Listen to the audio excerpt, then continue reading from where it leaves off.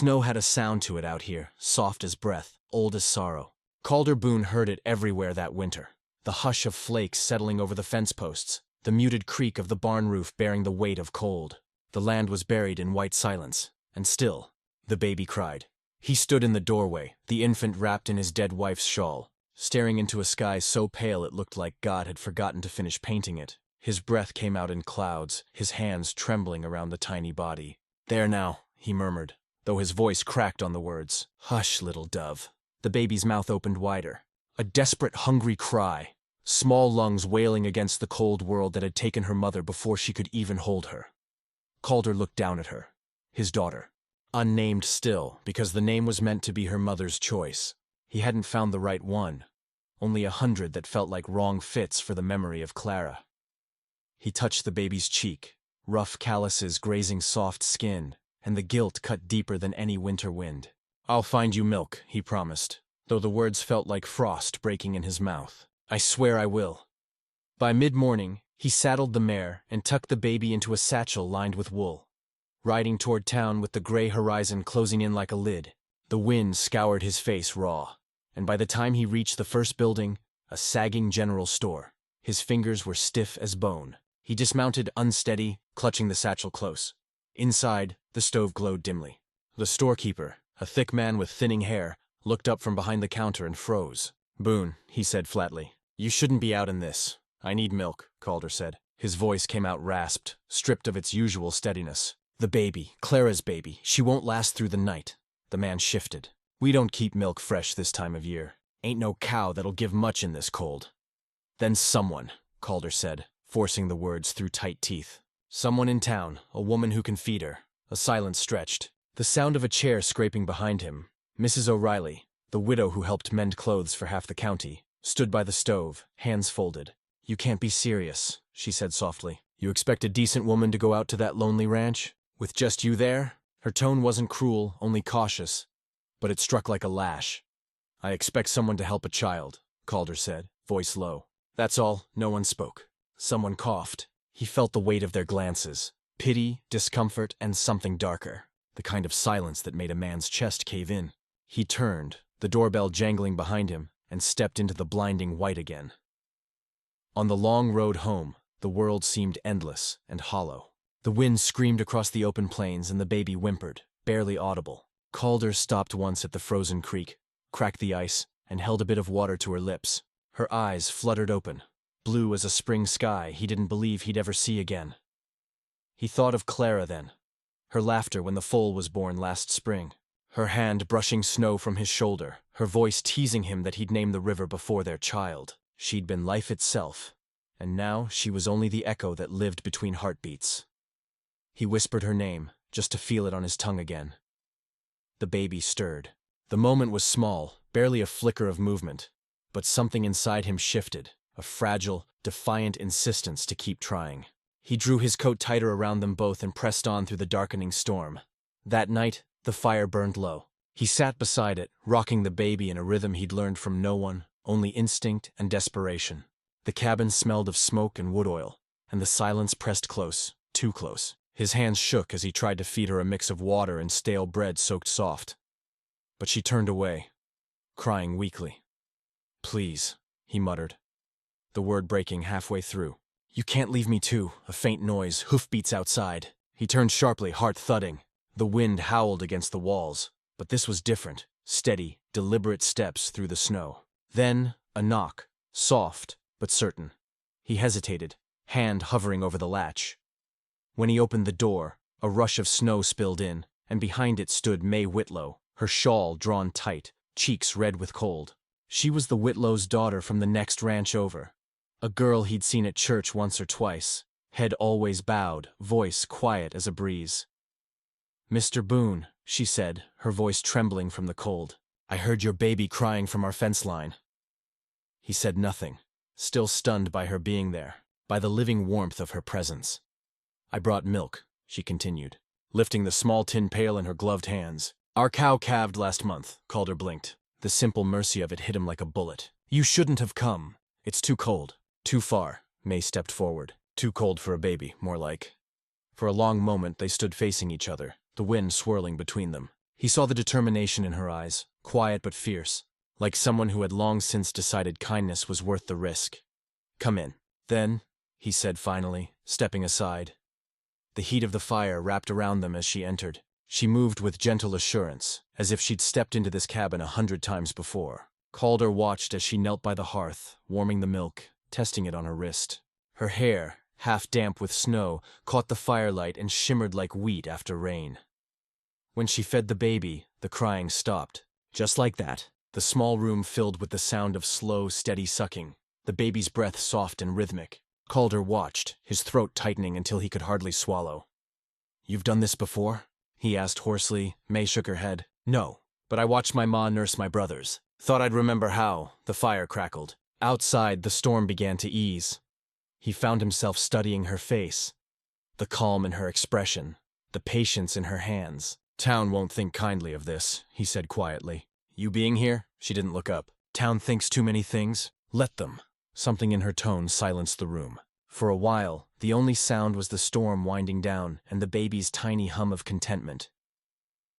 When the baby finally slept, May set the cloth aside and looked toward the cradle in the corner. It was unfinished, raw wood, one side missing. "She never got to finish it," Calder said. "Clara. She said she wanted to carve stars along the rim." May nodded slowly, her eyes tracing the rough edges. "You could still do it," she said softly. "She'd like that." He almost laughed, a brittle, tired sound. "I'm no carver. You weren't a father either," she said gently. "And look at you now." Calder turned toward the window, unsure what to do with the feeling that rose in his chest. He hadn't asked for comfort, but her words landed like a blanket over old wounds. After a long silence, she rose to leave. He followed her to the door, holding the lantern up as she pulled her shawl tighter. "You shouldn't come back," he said, though his voice lacked conviction.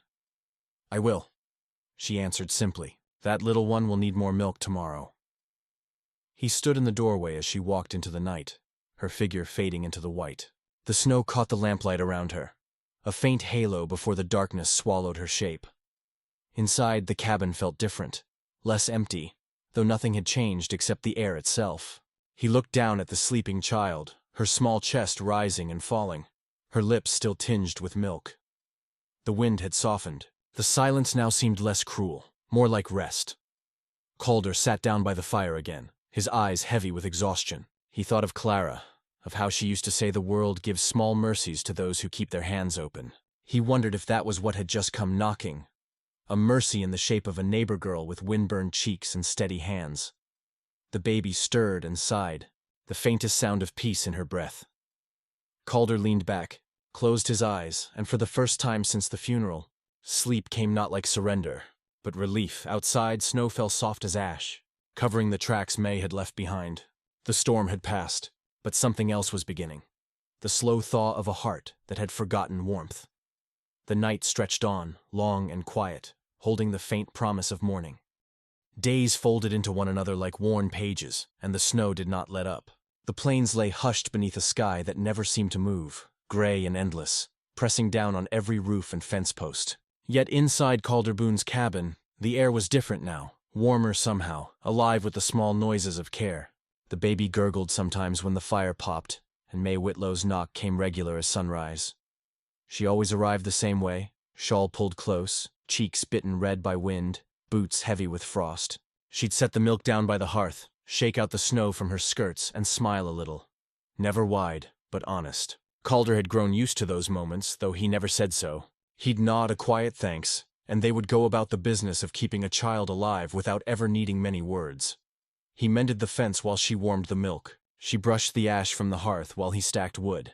Their lives fell into a rhythm built not from intention but necessity, as if the storm outside had carved out a space where silence could mean something kind.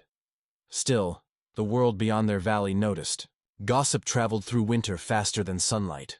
In town, folks whispered that May Whitlow had gone soft for the widowed Boone, that her visits were more than Christian charity. The preacher mentioned impropriety in his Sunday sermon, never naming names but glancing too long at May's pew. She sat stiff and quiet, the words burning through her like dry whiskey. Afterward, her mother wouldn't meet her eyes. Her father coughed until his chest rattled and said, hoarse and weary, "You're breaking what little good name we've got left, girl."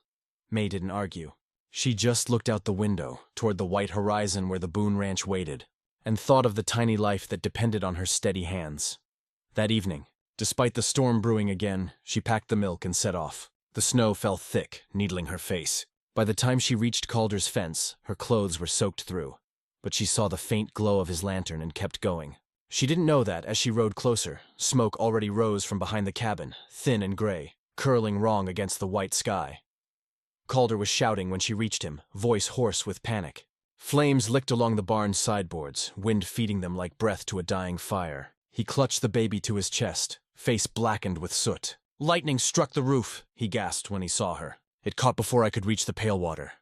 The roof caved then, a roar like the world itself splitting open. May didn't think, she only moved. She tore her shawl loose, wrapped it around the baby as Calder thrust her forward and dragged him away from the falling embers. The snow hissed where sparks landed, the heat fierce even through the storm. The baby cried, sharp and alive, and that sound steadied them both. When the fire finally sank to coals, they collapsed by the riverbank, lungs burning from smoke. Calder's face was streaked with ash and tears he didn't try to hide. The barn was gone, his cattle, tools, feed, all swallowed by flame.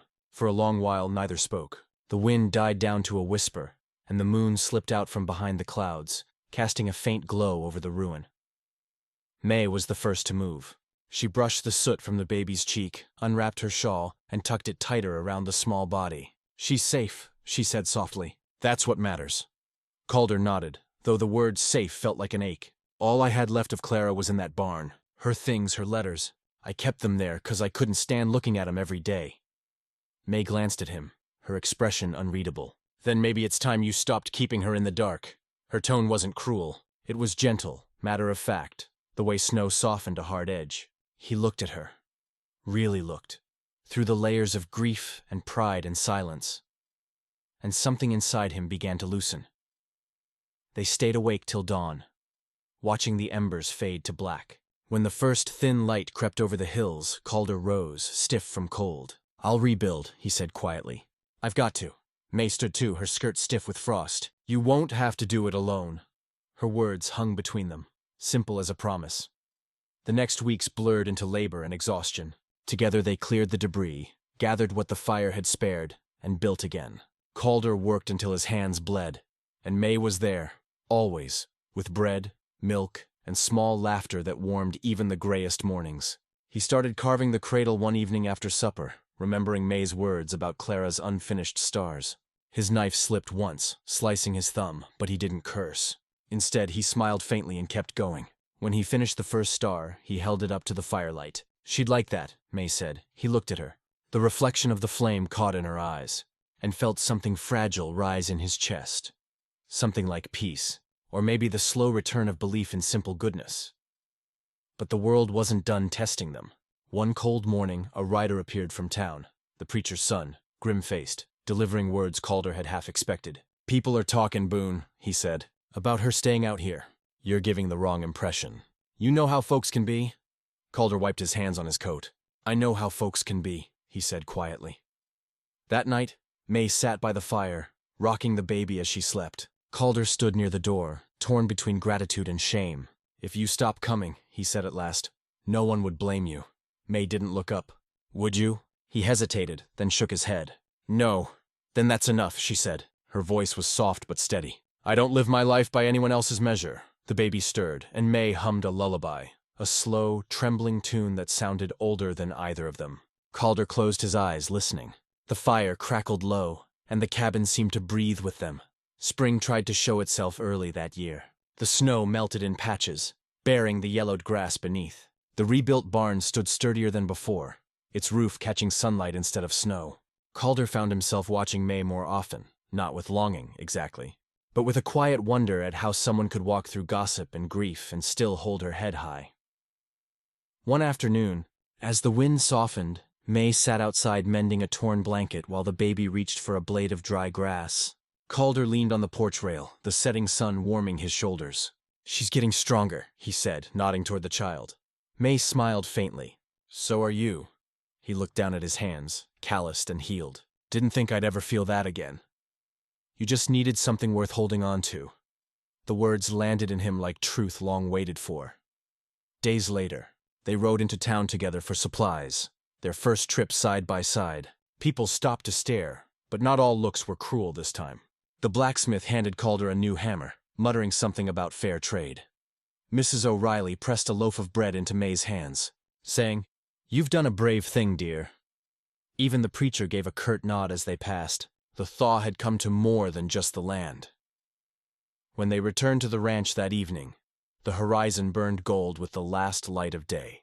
Calder lifted the baby into his arms, her laughter ringing small but bright. May stood close, her face haloed in the dusk. For a while they said nothing, watching the wind bend the tall grass where snow once lay heavy.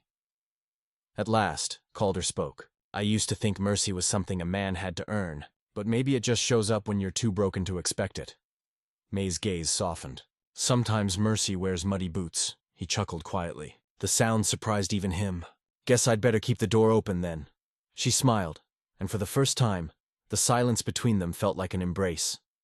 As night fell, he carved another star into the cradle. May sat nearby, the baby asleep in her arms. The light from the hearth brushed their faces, flickering like a heartbeat. Calder paused to watch her, realizing that though he'd lost one kind of love, another had been quietly growing beneath the ashes. Gentler, humbler, made of shared work and wordless care. Outside, the wind carried the scent of wet earth, of something ending and beginning all at once. Years later, when people told stories of that winter, they spoke of how the widowed Boone survived the fire, how the Whitlow girl's courage turned gossip into grace. But what they never knew, what no one but Calder and May ever understood, was that salvation didn't come with thunder or miracles. It came with small things, a knock on a door, a pail of milk, a hand that didn't flinch from loss. Calder would tell it himself sometimes, sitting on that same porch years on, his voice slow and rough with age. "The world's colder than folks admit," he'd say, "but kindness burns longer than you'd think. And if you were listening closely, you might hear the baby, now grown, laughing somewhere inside, the sound mingling with the wind across the fields. So remember, traveler, mercy might find you in your loneliest hour, when you think there's nothing left to build from. Keep your door unlocked, your heart half open. The knock you fear might just be the one that saves you. If this story reached you, friend, stay a while. There are more Wild West tales to come. Subscribe and let's keep the fire burning."